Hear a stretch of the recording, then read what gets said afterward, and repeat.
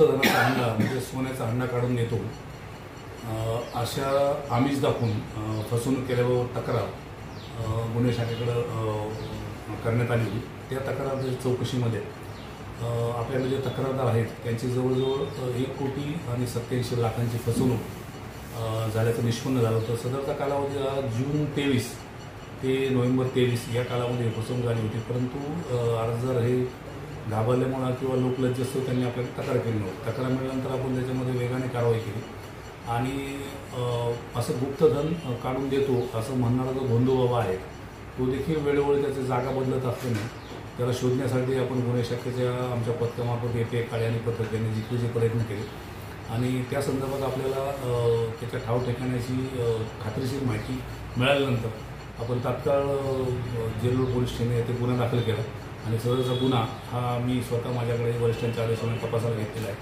त्या गुन्ह्यामध्ये आपण हा जो भोंदू बाबा आहे याला 9/10/2025 रोजी या गुन्ह्यामध्ये विजापूर आणि शाहीनगर विजापूर या ठिकाणून ताब्यात घेतलेला आहे।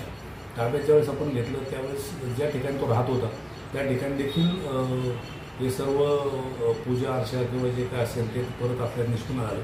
त्या ठिकाणी त्याला ताब्यात घेतानाच आपण तो पंचनामा करून त्या सर्व वस्तू जागृतपणा करण्याच्या आपण ताब्यात घेतलेल्या आहेत आणि त्याला आपण ताब्यात घेऊन या गुन्ह्यामध्ये अटक करून आपण उद्यापर्यंत म्हणजेच सोमवारपर्यंत आपण पोलीस कस्टडी रिमांड घेतलेला आहे। या गुन्ह्यामध्ये फसवणूक त्याचप्रमाणे जादूटोणा अधिनियमाप्रमाणे गुन्हा दाखल करण्यात आलेला आहे आणि ही जी फसवणूक रक्कम आहे ही रक्कम कुणाकुणाला त्यांनी दिलेली आहे किंवा त्यांनी त्या रकमेचा काय विनियोग केला आहे या संदर्भात तपास प्रगतीपथावर आहे आणि ती रक्कम रिकव्हर करण्यासाठी गुन्ह्यामध्ये जप्त करण्यासाठी आमचे प्रयत्न चालू आहेत।